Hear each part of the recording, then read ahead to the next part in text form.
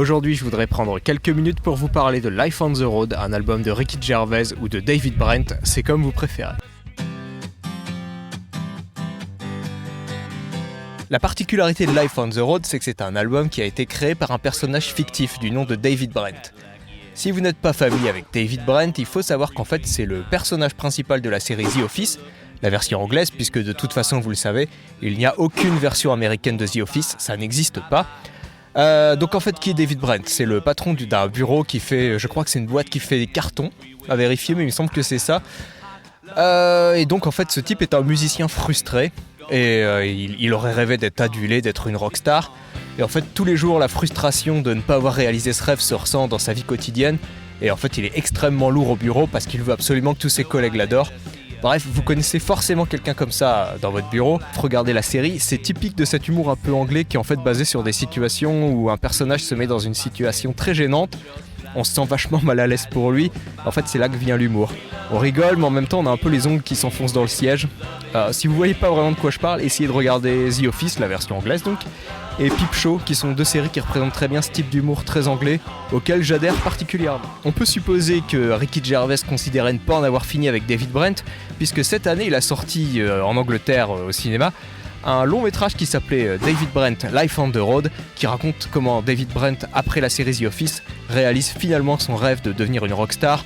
Et bref, vous vous doutez que ça ne va pas du tout se passer comme prévu. Ce qu'il y a de marrant avec la bande-son de Life on the Road, c'est que David Brent n'est pas vraiment un super compositeur, mais qu'il se démerde finalement pas si mal que ça avec la musique. Et du coup, je pense que si on faisait écouter l'album dont je vais parler aujourd'hui à quelqu'un qui n'est pas vraiment au courant de dans quelles conditions il a été créé ou dans quel esprit, il serait pas si sûr que ça qu'il a affaire à un gag. Je trouve que la chanson titre de l'album, qui s'appelle Life on the Road, est une synthèse parfaite du contenu du disque.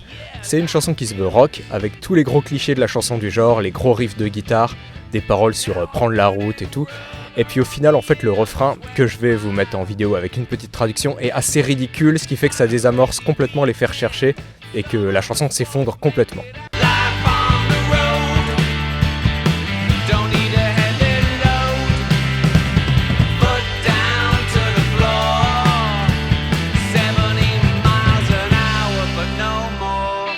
En fait, tout le disque va être basé sur ce principe. Alors par exemple, il s'ouvre sur une chanson qui s'appelle Oulala.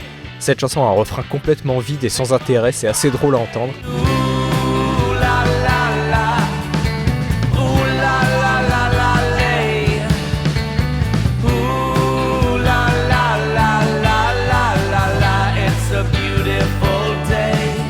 Et comme David Brent se rêve grand musicien, il essaie un peu de faire dans la chanson engagée, notamment avec une qui s'appelle Native American, qui parle donc des natifs américains.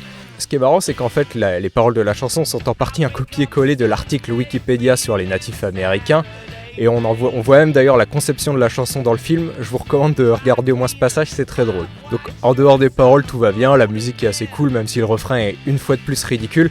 Par contre, au bout d'un moment, Brent pète complètement un câble et il met des espèces de chants traditionnels d'indiens, comme on les voit dans les vieux westerns avec John Wayne. Donc autant dire qu'on frise le racisme, ce qui est plutôt drôle quand on voit qu'en fait, dans le principe, il voulait absolument faire le contraire.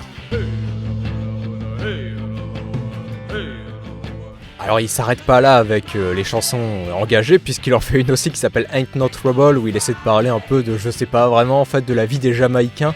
Sauf qu'il le fait en se mettant à la place d'un Jamaïcain, avec un accent qui nous ramène vraiment pas très loin de l'époque de Michel Leb.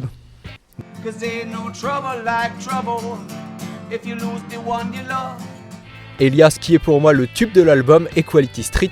Alors cette fois-ci, David Brent fait équipe avec Doc Brown. C'est un rappeur anglais qui lui aussi fait des textes plutôt marrants, mais sa musique est assez écoutable, je vous recommande d'aller voir.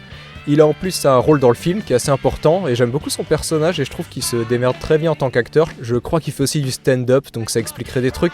Mais en tout cas, bon personnage, en fait, il se joue un type qui veut devenir rappeur et qui se retrouve embarqué dans la tournée de David Brent, et qui en fait va vraiment finir par se demander ce qu'il fout ici, vu la stupidité de ce qu'on lui fait chanter. Ça se retrouve dans sa contribution à Equality Street. Brent chante sur une espèce de rue où toutes les ethnies et toutes les mouvances et tout ce que vous voulez en fait est réuni et vit en paix.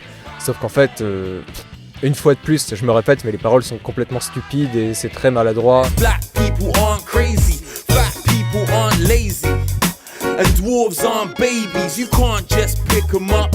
Pour pas arranger son cas, Brent se lance dans un espèce de gargarisme un peu reggae, là je sais pas où il est allé chercher ça mais c'est super marrant. Ça fait un truc genre bip bip bip bip, je vais peut-être vous le mettre d'ailleurs, ce sera mieux que moi. Si vous voulez aller voir le clip d'Equality Street et que ça vous amuse, regardez le film. Moi en tout cas je trouve que la tête de Doc Brown pendant que Ricky Gervais balance ses trucs est assez imparable. Ces vidéos étant toujours aussi professionnelles et maintenant que j'ai remis des piles dans mon micro, je vais pouvoir reprendre. Évidemment pour faire un bon album, il faut pas seulement des gros morceaux rock et des morceaux conscients, et ça David Brent apparemment le sait puisqu'il fait aussi dans l'émotion avec une chanson qui s'appelle Slough. Alors Slough c'est une ville en Angleterre que je ne connaissais absolument pas et que j'aurais au moins découverte grâce à cet album. Pour vous situer le niveau, c'est à peu près comme si je décidais de faire une chanson émouvante sur mon amour pour la ville de Saint-Lô. Cette chanson m'aura aussi appris que la ville de Slough est équidistante entre Londres et Reading, ça je ne le savais pas, je suis allé vérifier sur Google Maps et c'est vrai, merci Ricky Gervais. Oh, dans le même registre, on a aussi le droit à une chanson qui s'appelle Don't Make Fun of the Disabled. Alors si vous parlez pas forcément anglais, ça veut dire ne vous moquez pas des handicapés. Je vous laisse imaginer tout le potentiel créatif de David Brent avec un sujet pareil. Pour vous donner un avant-goût, on peut traduire une des paroles du refrain par un truc genre tout le monde se vaut, qu'on soit débile de la tête ou débile du corps. Voilà. David Brent étant anglais, il se sent un peu obligé de faire une magnifique chanson de Noël très émouvante. Alors ça s'appelle Don't Cry It's Christmas et en gros il parle à un petit orphelin qui a absolument tout perdu dans la vie et il lui dit qu'en gros il n'est pas aveuglé par la magie de Noël, non, c'est simplement qu'il est doucement en train de devenir aveugle. Il y a une chanson dans l'album qui s'appelle Electricity qui me fait beaucoup rire. En gros c'est David Brent qui nous explique à la fin du film qu'il a l'intention de faire une chanson qui reprend un peu le code des chansons de Coldplay et donc cette chanson elle sert de générique de fin. Et apparemment il a tout compris parce qu'on se retrouve avec des chœurs qui font oh oh oh oh, des paroles super positives genre on a tous cette électricité en nous, bref vous voyez le genre de truc complètement débile qui brasse du vent, du Coldplay récent.